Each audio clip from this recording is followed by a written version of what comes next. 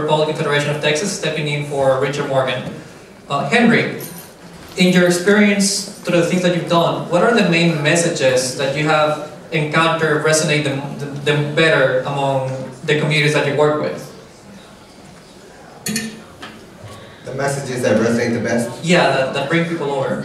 Well, being a black Republican, I have to say, we have to do engagement a little bit differently than some other groups. The level of distrust in the black community for Republicans it's at an all-time high. Barack Obama got about 94% of the black vote.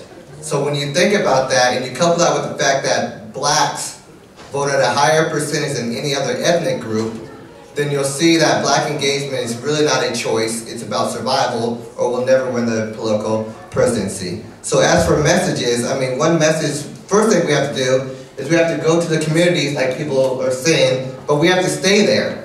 We like to come in around election time, you know, say, hey, I'm a Republican, hey, liberal policies are hurting your community, vote for us, and then nobody sees anybody again. So it's not so much a policy thing as it's building relationships. You have to go to the communities, you have to stay there, you have to work, you have to build trust, relationships with people. And then on the policy, you talk about school choice. School choice is the #1 issue that black Republicans can take to black voters and kick Democrats' butt.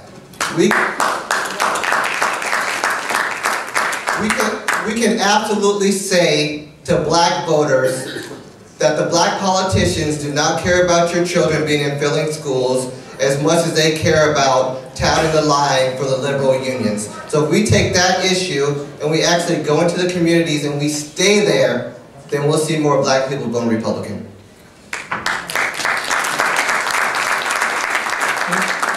Nuncio, you mentioned during your introduction that your organization was very active in heavily Hispanic areas in San Antonio. Same question to you. Did you notice any messaging that resonated more within those communities that attracted them to become part of your club or to the party?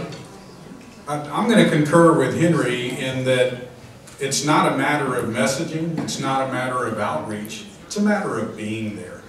You have to be there all year around.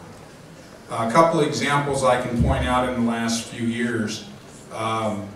The Alamo Pachyderm and then the rest of the Republican Party of Bexar County received a letter, I guess it's been 2 years now ago, from one of the elementary schools on the southwest side of San Antonio, asking for help to provide Easter baskets for the children of that school. And this was asked by the PTA. The PTA asked the Republican Party, they asked the Pachyderm Club, they asked the mayor of San Antonio, they asked the Democratic Party, and they asked all of the Democratic legislators in that area. The only people that responded were the Alamo Pachyderm Club and the Republican Party of Texas. We went into that elementary school.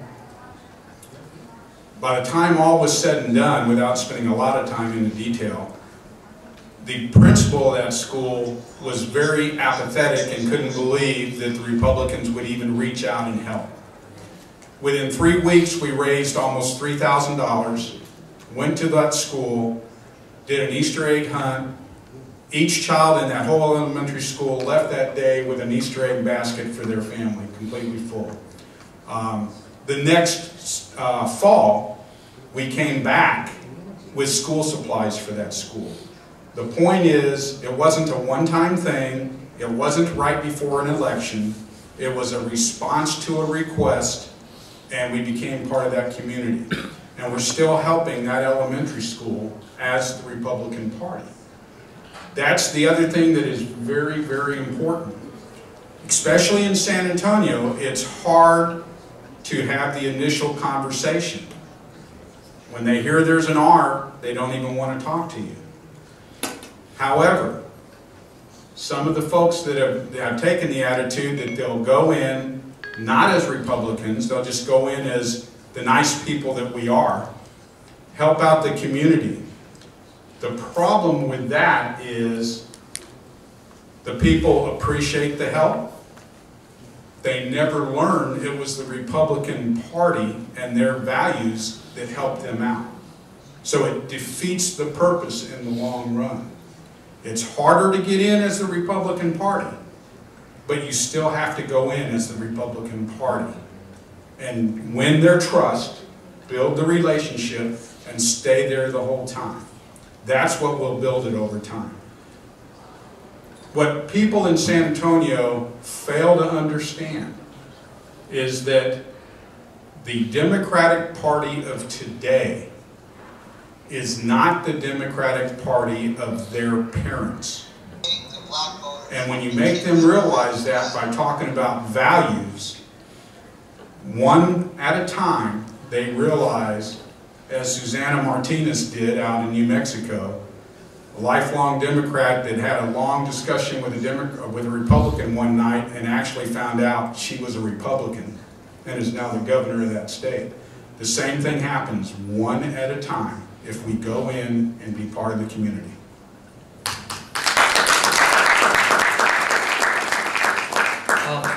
I'm going to ask you to hold the applause until the end so that we can keep moving and get more information covered, if you please. Sarah, again, I know it's been mentioned by our previous panelists about the importance of showing up. I know Tara is doing a lot of that. So if you want to keep that topic going and also giving an example if there's anything that works in specifically for your community that serves as far as messaging that works best. Yeah, I definitely agree with all of the points that were mentioned before. In the last 2014 election cycle, there were phone banks and block bots happening, all across the state. But Tara, we actually worked with our local Tarrant County and Dallas County Republican parties, specifically on the Asian voters. So we had phone banks and our members, were speaking in Vietnamese, and we were able to, leave messages and just, not ignore these voters. And I was sitting there and I was amazed that some of these conversations lasted 10 minutes. And, at the end of the phone call, people were surprised, especially I think a lot of older Asian Americans, they're not reached out to that much, especially, in their native language. So for us to be able to do that was great, and I learned a lot from that process. We also walked in Representative Button's district, that's primarily Asian.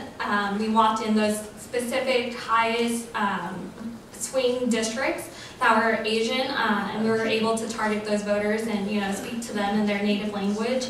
I think being consistent is also key. Lunar New Year is a huge event, and in February we did 2 different events. We partnered with the Dallas County Republican Party and had some support from the state party as well to go to the Organization of Chinese Americans Lunar New Year banquet. So again, not necessarily a Republican organization, but we were there. And there ended up being a lot of Republican officials. Congressman Sessions was there, as well as local state representatives. And then the other Lunar New Year event we did in Tarrant County, same thing, not a partisan event, just more of a cultural event. If you've never been to a Lunar New Year celebration, it's a lot of fun, a lot of dancing. The dragon dances are a lot of fun, and we ended up having a lot of Republican officials be there and talk to constituents, so that was a lot of fun too. Brian, how is the Young Republican Federation staying involved in the youth community, if you want to call it that, and what messaging has worked for you guys to bring more people in? Well, I think a number of different areas. Technology is a big one, obviously. The younger demographic uses technology, and bringing people in through Facebook, Twitter is important. But also just kind of going out and meeting people, person-to-person contact in different areas of town that have a larger, younger demographic. I think that kind of person-to-person contact is very important. And some of the things we've done recently too. We're working on developing Nation Builder. That's a key technology that Richard has helped us develop, and then also sending out policy surveys to the younger demographic out there, getting them to take that and finding which ones align with the Republican view, and then contacting those people after they've left their information with us and getting them to join. Okay, I'm going to move to the next question, and I think this is one that's important for everyone to hear about. from all of us to hear from each of you. So I'm gonna direct it to all of you, and starting with Fred on the other side. What are the main challenges that you see that you have faced with your group or personally in reaching out to your respective community or targets, and how have you overcome those challenges? Fred. I think the challenges we have is trying to identify conservative African Americans and actually getting them to come together as a group and get regular information about how they can expand their involvement in the party. I think what we really need to do is in terms of us getting more African Americans involved, is that all of you can help us that are in the different SRECs. If you have African Americans that have expressed an interest in getting involved in the party, we really need to, it would be helpful to us if you would contact us and let us know who those people are, and maybe we can have a discussion with them about what's going on in the party and how they can get involved and how there's real opportunity. I think the other side of it is with African Americans, what we need to be trying to do is we look at the big numbers that voted in a Democratic presidential campaign of 94%, and maybe the Republican got 6%. What we need to do as Republicans, we need to just try and double what we're doing now in the African American community. That would be huge. If we just, on an individual basis, if you got African Americans involved in your SRCs or your county that has an interest, express an interest, we'd like to get them involved in the party. And we would help if you let us know who they are, and let us contact them and tell them about what's going on in the party, and how they can get involved, and how they can be an effective change about the country and in our communities, if we would know that. We just need to know, who are they, in your areas and in your counties. Thanks. So I think the most common challenge that I see is, I call it the I'm not political complex. In the Asian American community, from a very young age, you're taught to study hard. When you get out, work hard, take care of yourself, take care of your family. And along the line, a lot of folks just forget that politics, policies impact your daily lives. Now, I certainly agree with Henry and everyone else that talked about messaging is maybe not as important as being there. I mean, I get that. But I think in the Asian American community, what has worked for us is to explain how these things impact their lives on a daily basis. And I think when you can cut through that, that's when you can start getting people more engaged and more involved. And again, get them involved at every level. It could be PTA, HOA, their professional groups, their church. So anything that impacts where they live, where they work, where they play, where they pray, get them involved in that level by the framing message that everything policy-wise impacts all those things. And I think that's kind of your way in and at the early phase.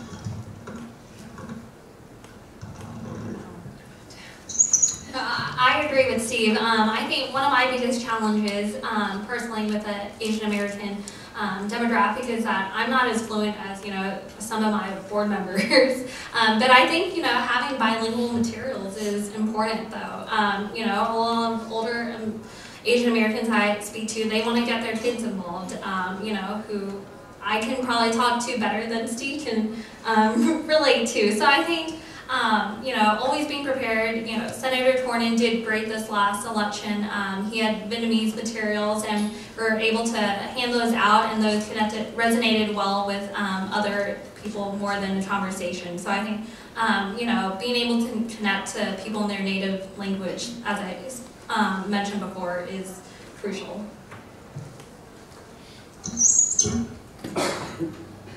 One of our biggest struggles as the college Republicans is you go to college to become liberal, and you have that whole mentality of once you leave, you accomplish something if you leave college and you're not a liberal. And the idea that policies and politics really don't affect them. They don't go to school to get involved. They go to school to possibly get an education. As college Republicans, we have to We have to change it to where we talk about policies and politics that actually affect us, such as student loans, the national debt, things that affect our checkbook, privacy issues, things that are, you know, gonna resonate with the college students. But those are the big things that, as chair of the College Republicans, those are the big struggles that we face. Hi there, my name is Richard Morgan. I'm the state chair of the Young Republicans. Sorry for running like that a little bit ago. I got called to testify on campus carry and open carry, and I'm glad I went because I was the only conservative with 3 liberals from UT Austin. So hopefully that helped balance the presentation.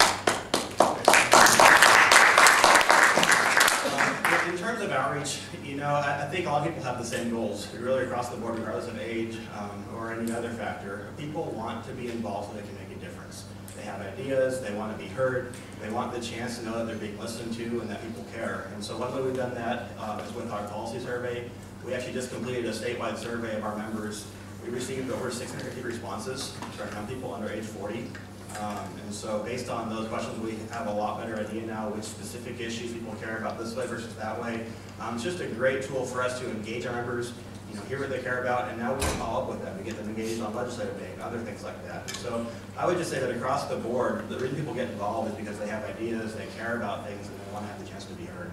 And so anytime we have the opportunity to provide that, it'll be effective.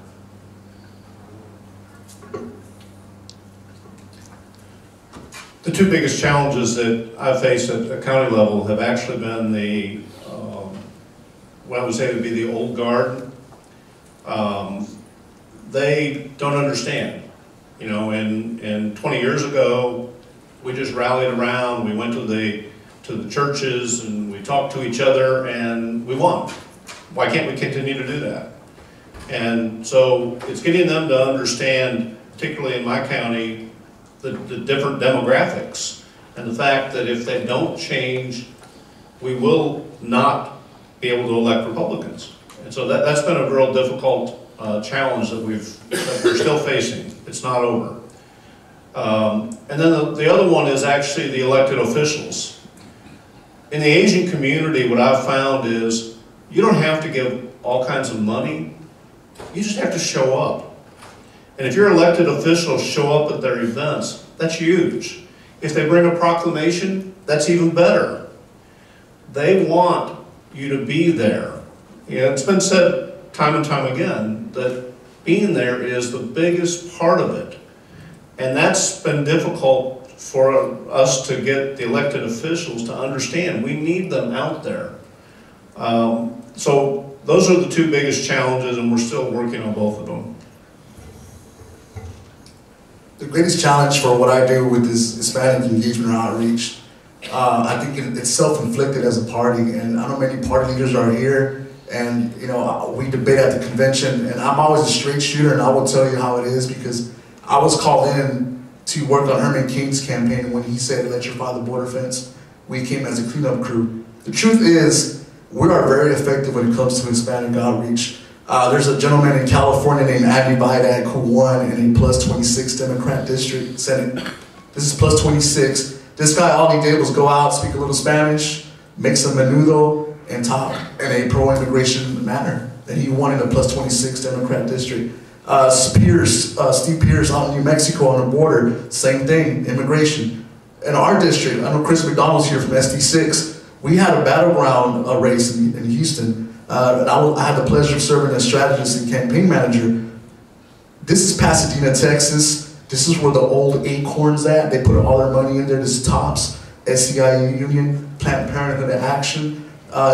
They went all in. Their candidate had $250,000. We only had $3,000, and we won by 155 votes. How did we do it? How did we pull off this, what Texas Tribune called the stunner of the night? Well, we were different on immigration. We kept it off the table. And as a party, I believe Texas is positioned perfectly for 2016 to be the leader on this issue.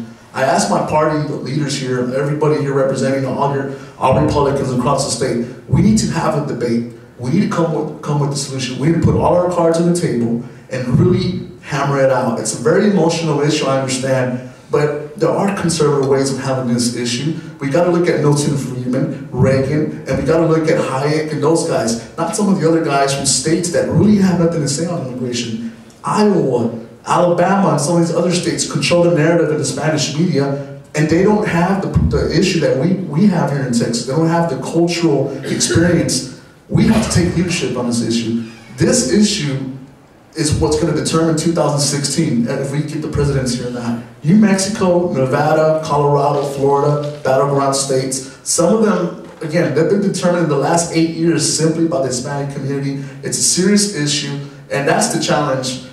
We have effective outreach. We can win races. We've proven it. We can win in the urban areas. We can win in the rural areas. If done right, and if we have the right messaging from the top, if you give us the weapons, we can win.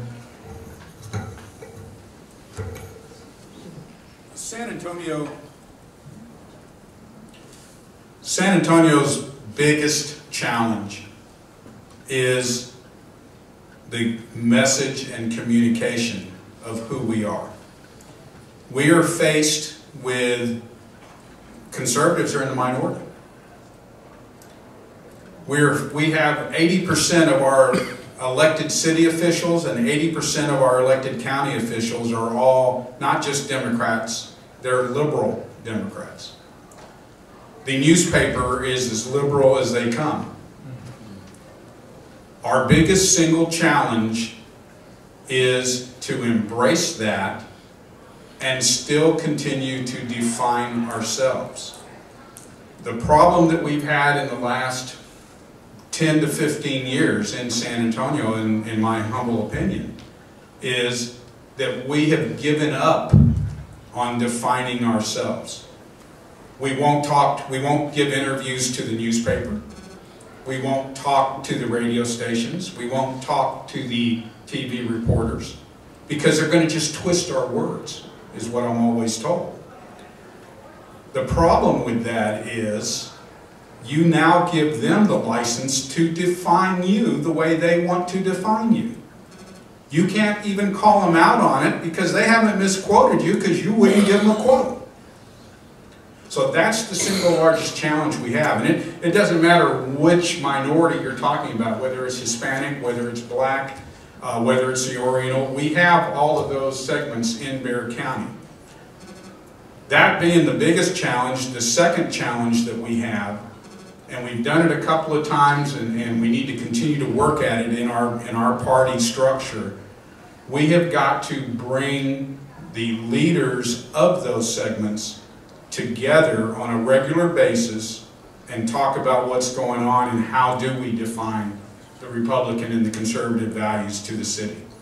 Because otherwise, you leave each one of those segments out on a little hill themselves, trying to figure it out by themselves. And until you actually get them all working together, you're not going to get the unity, you're not going to get the consensus to carry the battle. The two biggest challenges I've seen trying to do community service under the Republican banner, which I agree with Denzio, is what you need to do. But the problem is twofold. Number one, a lot of you in this room are grassroots people, and what you'll find is when you do something and it's successful, somebody else tries to take it over and put their name on it. So when you fly the Republican banner, understand that there are going to be some people that see your success and they try to take it over and they have no idea what they're doing, because if they did, we wouldn't be up here now discussing it. So that's number one. Number two is, how do you raise funds to do community service to the Republican Party? My wife and I have gone to HEB, USAA, big companies, and we say, hey, we got this great project, we want to do a back-to-school event for children. And the first thing they would say is, are you a non-profit? And then you're like, well, no, we're doing it for the Republican Party. They're like, well, we can't give for that. So we found to be successful is you get an idea, you create your group. It could be volunteer, it could be any type of nonprofit, and you just do the work. You don't wait for anybody in the party to do it for you. You don't wait for outside groups to come in and say, hey, I got a great idea. You just go do it. And if you remember that the goal isn't to increase the minority vote, the goal is to become one with the community so they see you as part of the community. That's how you increase the vote.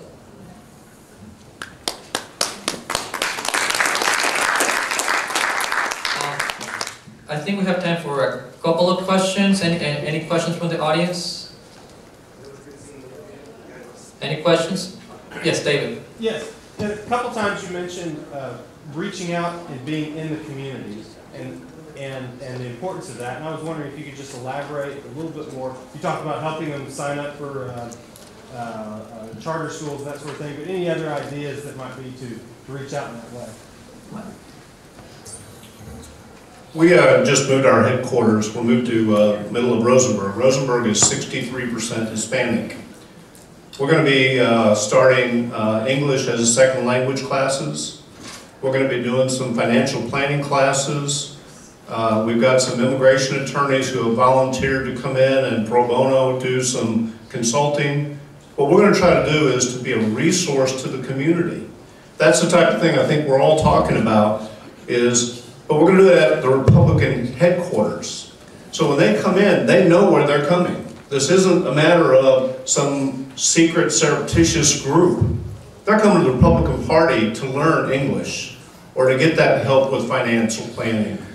So that's what we're going to do in Fort Bend County. I think one of the things that we're trying to do in terms of reaching out is, with all different clubs, is trying to reach out through the youth programs that we're trying to start, as a way of trying to reach out and if we do that and let the community, especially the African American community, know that the Republican Party does care about the community. So we're trying to do it through these youth programs that we have different clubs that are focusing on trying to start. If I can share, David, on the community, one thing we did in 2009 was with the pastors, the evangelical Hispanic community. Bush was able to get 80% of Hispanic evangelicals nationwide to vote Republican. That's dropped to 55% on the last election. That's a huge problem. 2009 in Houston, Congressman Gene Green and Luis Gutierrez, many of y'all know Luis Gutierrez, they call him the Hispanic Obama, he's a Chicago congressman. They came to Houston and gathered up all of Bush's pastors. And we went in and tried to dissuade them. Luckily for us at the time, Darrell Issa, a congressman from California, was doing an investigation on Acorn. And I was able to give them this report to all the top pastors about Acorn and how corrupt they are, and they backed off. Well, just a few months ago, after all the work we've done, they had another meeting in Houston. And the Republican Party does not understand that this, Luis Gutierrez is back with another congressman, and they have the same pastors. And this time, we're having trouble having those pastors return our phone calls. These are Bush guys, these are Reagan guys that were there since way back when. And we're losing the war with the Hispanic evangelical community because, well, immigration issue. But we're showing up to the churches, doing community service projects, we're trying, we're fighting. But I think the Hispanic pastor network is a huge, huge network that we need to tap into. Democrats have the unions, we have the churches. Let's put it to work. Unfortunately, we ran out of time, but I hope that you've seen, I want to recognize really quick Representative Larry Gonzalez that just came in. Thank you for coming in, Representative. I hope that what you get from this panel is that there's people already being active right now as Republicans, trying to reach out to groups that most people wouldn't assume are Republicans, and they're doing their efforts. So I highly encourage you and recommend that you, if you're interested, get a hold of each of them, or get a hold of the person that can have a greater impact in your area or community, and try to talk to them further about things that you can do together with them and their groups to reach out and grow the party in your area, respectively. Thank you for coming, and we hope that you're having a great day today. Thank you all as well.